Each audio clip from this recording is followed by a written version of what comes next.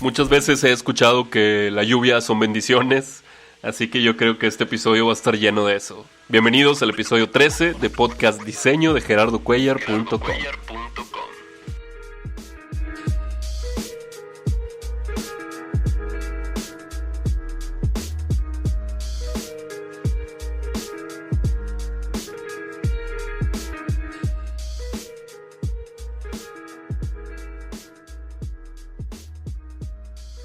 Y bien, así comienzo el episodio 13.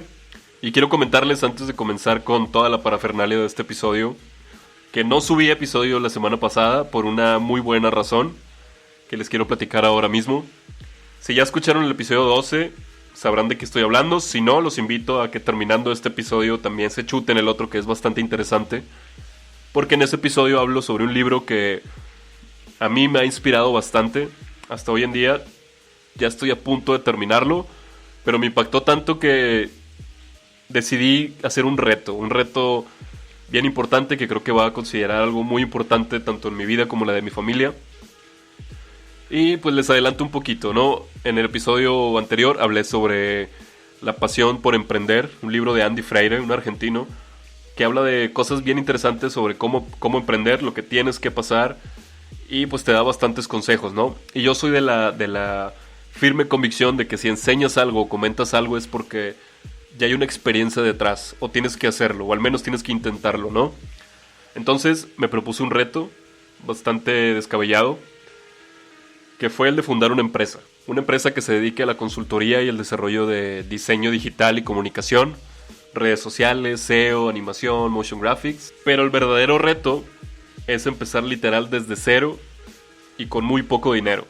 Así que fui al closet de mi cuarto, donde tenía por ahí una alcancía, un cerdito de alcancía olvidado de hace un par de meses, y me propuse que con el dinero que haya dentro de ese cerdito voy a fundar una empresa. Subí un video por ahí a las redes sociales, a mis redes sociales personales, donde rompí ese cerdito y al abrirlo resultó que únicamente había 500 pesos. Así que el reto verdadero de esto es fundar una empresa con 500 pesos. Esa empresa se llama Vixe, que es una agencia digital de contenidos digitales y de diseño. Y el sitio web ya está. Con ese dinero que tenía en el cerdito pude empezar primero con el hosting y con el dominio. Y pues de cierta manera ya existe. Está en proceso aún el registro de marca y toda esa parafernalia, pero al fin de cuentas es algo que se va dando, se va a dar rápido. Lo importante es que con esos 500 pesos ya se fundó la empresa. Y bueno, lo que venga, ¿no? Si tú que estás escuchando esto trabajas en algún lugar donde necesiten una consultoría o necesiten algo de desarrollo de diseño, por favor visita el sitio www.vixe.com.mx, Vixe con V. Y pues también te invito a que envíes un correo a vixe.com.mx para que podamos platicar y ver en qué te podemos ayudar. Así que bueno, el inicio de ese reto ya comenzó. Con 500 pesos se fundó la empresa. Viene lo más difícil, lo más cabrón, que es que se mantenga y que crezca. Así que ese es el verdadero reto. Nadie me creía, pero bueno, con 500 pesos puedes empezar algo. Ya depende de ti si lo puedes continuar. Pero bueno, sigamos con el tema principal de este episodio número 13. En este episodio les voy a platicar sobre una herramienta bien interesante para hacer composiciones vectoriales totalmente en línea. Se llama Vector. Ahorita les platico un poquito más sobre eso. Y el tema principal es uno de mis favoritos y es algo con lo que estoy pensando constantemente. Todos los días me pregunto qué pasa con eso. Y pues me di la tarea de investigar un poquito, así que les voy a hablar sobre las tendencias. ¿Qué son? ¿Cómo nacen? ¿Cómo se hacen? ¿Cómo terminan? Bueno, no se vayan porque en este episodio 13 les voy a platicar más a fondo sobre eso. Pero antes vamos sobre la herramienta de la semana. Estoy hablando de Vector, una herramienta totalmente gratuita y totalmente online, que eso nos permite que sea también cross-platform. Y eso es de bastante ayuda, ¿no? Esta herramienta nos ayuda a hacer composiciones vectoriales. No es algo tan complicado o tan completo como lo sería un programa de Adobe como Illustrator, pero nos puede sacar de un apuro grande, ¿no? En esta herramienta puedes crear la forma más simple de vectores o de composiciones. Sirve mucho también para hacer iconos, para hacer favicon de los sitios web. Incluso también puedes hacer composiciones un poco más complejas. Obviamente te lleva un poquito más de tiempo porque la interfaz es diferente y un poco más limitada que cualquier otro software de diseño vectorial, pero pues es de mucha ayuda, ¿no? Me imagino en una computadora que no es tuya, que tienes algo que hacer urgentemente, pues puedes aprovechar esta herramienta, este sitio web que es Vectr, vectr.com. Ahí puedes encontrar el acceso directo para crear tu cuenta y empezar a hacer vectores en este sitio web. Una de las cosas bien interesantes es que a pesar de que es una herramienta totalmente web, te permite hacer muchas cosas que podrías hacer incluso con CSS en un sitio web. ¿A qué me refiero con esto? A que puedes modificar los bordes, puedes incluir shadows o efectos con sombras que se hacen normalmente en CSS, lo puedes hacer directamente en los vectores en este sitio. También puedes jugar con la opacidad, también te permite cambiar las dimensiones y sobre todo también el movimiento, ¿no? La posición de los elementos. Otra cosa es que también puedes trabajar por capas, que eso se agradece bastante. Y algo bien importante es que puedes exportar totalmente en vectores con SVG, que eso te permite posteriormente seguirlo editando o completando en un software como Illustrator, ¿no? También una de las cosas interesantes es que tiene por ahí algunos presets precargados con iconos o con algunas formas que son de cierta manera de las más utilizadas o que mayormente necesitamos para un sitio web, por ejemplo.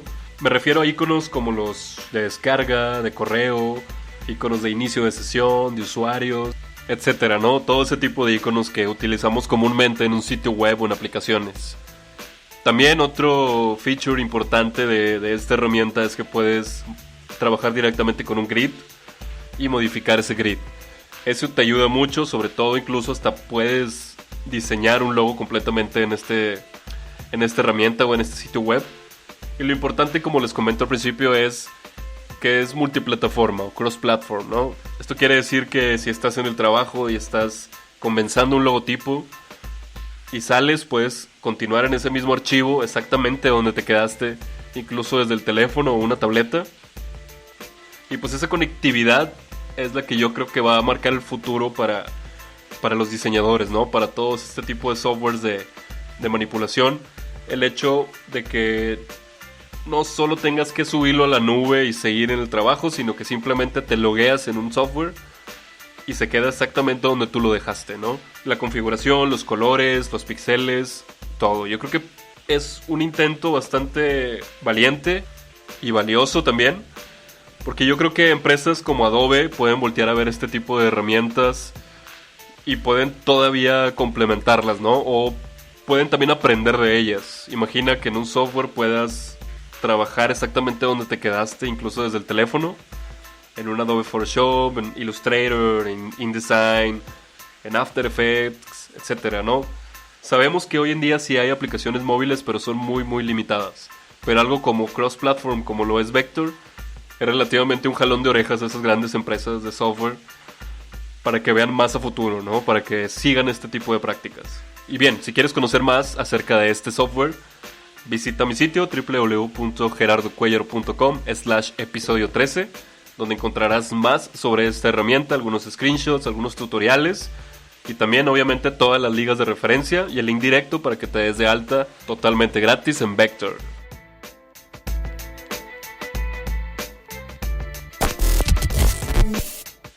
Y bien, antes de comenzar con el tema principal, quiero hacerte una pregunta, tú que estás escuchando esto.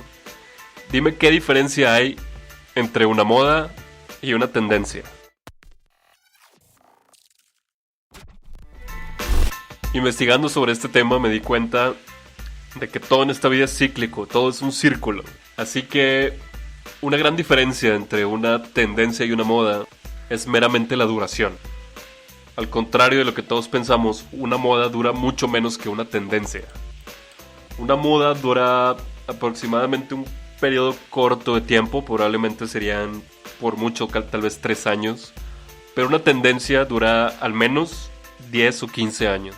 Y no se diga muchísimos más, ¿no? Porque hay tendencias, sobre todo, por ejemplo, en los años 60 o en los años 50, donde las tendencias, valga la redundancia, tendían a durar muchísimo más tiempo. Pero antes me gustaría definir primero qué chingados es una tendencia. Así que bueno, según la investigación, ardua investigación que tuve la semana pasada, En pocas palabras, son cambios o adaptaciones de ideales que suceden de manera periódica.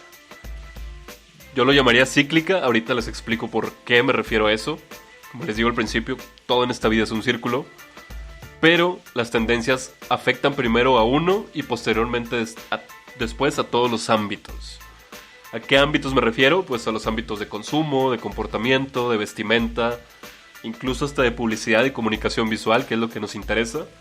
Y pues también puede que afecte o que comience con la música. La música es muy importante tanto en las modas como en las tendencias. Incluso hasta puede convertirse en un fenómeno social. Y eso también es un tema para un podcast entero. Pero bueno, vámonos sobre todo por la influencia visual de una tendencia. Para que una tendencia se lleve a cabo, y estoy hablando incluso desde los años 30 o 40, es necesario un influencer. Crean o no, ya existían los influencers, sobre todo para este tema de las tendencias. Siempre hay una o un grupo pequeño de personas que inician ese cambio, que hacen de cierta manera ese movimiento disruptivo o ese fenómeno disruptivo que hace que cambie totalmente lo que estaban haciendo momentos anteriores a que naciera esa tendencia. Y pues ellos marcan esa diferencia, ¿no? Hacen algo totalmente nuevo que impacta. Probablemente siempre o muchas de las veces sucede en la música o comienza con la música, como les digo.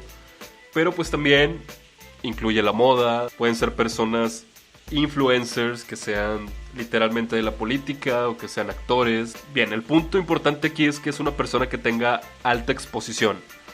Si esa persona marca una diferencia, va a influir en las demás. Y esas personas que siguen a ese influencer van a seguir sus pasos y eso se va a convertir primero en una moda. Ojo, esto es bien importante. Primero se convierte en una moda. Si esa moda evoluciona y sigue y crece, se convierte posteriormente en una tendencia que, como les digo desde un principio, tiende a durar hasta casi 10 o 15 años. Y ojo, porque no muere. Ahorita les explico por qué. Algo curioso que creo que es importante comentar de las tendencias es que esa disrupción los lleva a hacer totalmente lo contrario a la tendencia anterior. Por ejemplo, podríamos llamar tendencia, tomando en cuenta hoy en día la generación de los Xennials y los Millennials. Los Millennials nos tocó una tendencia que inició con la música.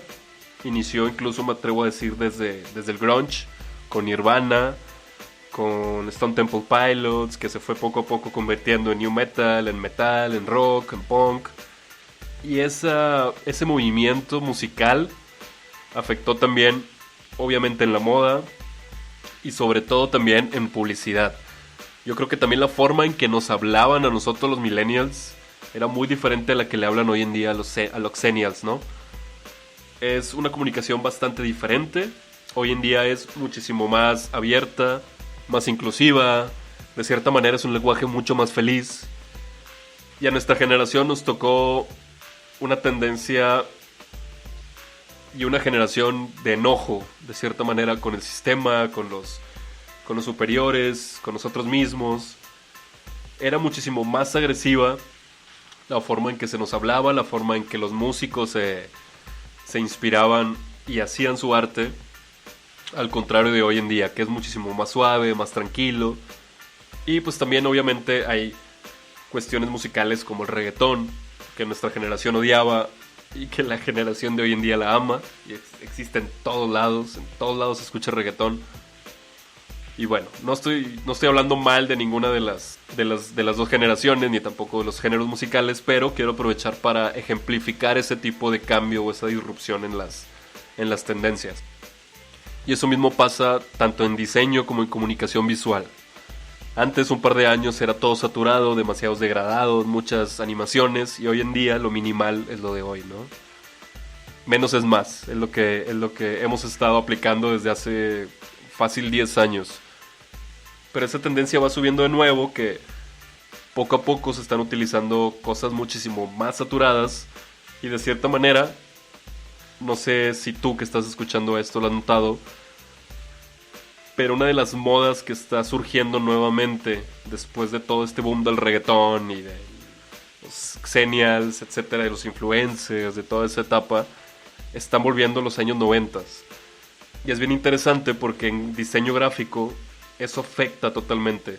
Se sigue utilizando diseño flat, pero ya no es minimal, es totalmente saturado. Tienes que usar muchísimas formas, figuras, estampados, etcétera, ¿no? Son demasiados colores. Y es la tendencia visual hoy en día y está surgiendo poco a poco, está creciendo. Y esa es la nueva tendencia, ¿no?